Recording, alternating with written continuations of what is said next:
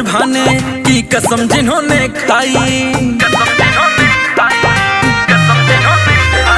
जन जन का साथ निभाने की कसम जिन्होंने खाई, है सच्चे जन सेवक गरीबों के सहाय। हो सरल है स्वभाव छवि विशेष भैया, सबके चहेते हैं शैलेश भैया, लाखों में जचते हैं एक भैया, सबके चहेते हैं उमेश भैया।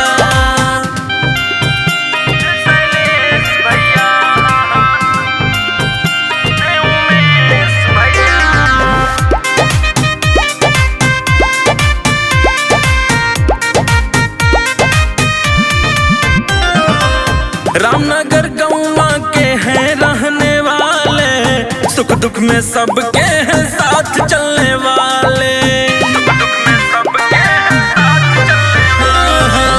किसी के साथ नहीं भेदभाव करते, इसीलिए सबके दिलों पे राज करते, जन जन की आवाज बने हैं सबके दिलों पे छाए, करने समाज सेवा भैया है मैदान में आए। हो सरल है स्वभाव छवि विशेष भैया, सबके चहेते हैं शैलेश भैया, हाँ लाखों में जचते हैं एक भैया, सबके चहेते हैं उमेश भैया।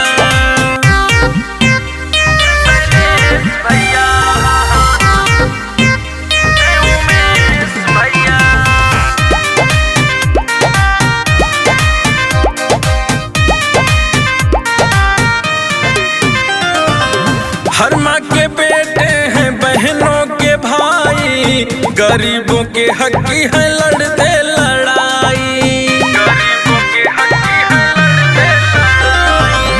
दीन दुखियों के हैं बनते सहाय, नेक ईमानदार शैलेश सिंह भाई, 24 घंटा सेवा करते सबका फोन उठाते, पड़े मुसीबत अगर किसी को भैया दौड़ के आते, हाँ सरल है स्वभाव छवि विशेष भैया, सबके चहेते हैं शैलेश भैया, हाँ लाखों में जचते हैं एक भैया, सबके चहेते हैं उमेश भैया। जन जन का साथ निभाने की कसम जिन्होंने खाई, जन जन का साथ निभाने की कसम जिन्होंने खाई, है सच्चे जन सेवक गरीबों के सहाय। हो सरल है स्वभाव छवि विशेष भैया, सबके चहेते हैं शैलेश भैया, हाँ लाखों में जचते हैं एक भैया, सबके चहेते हैं उमेश भैया।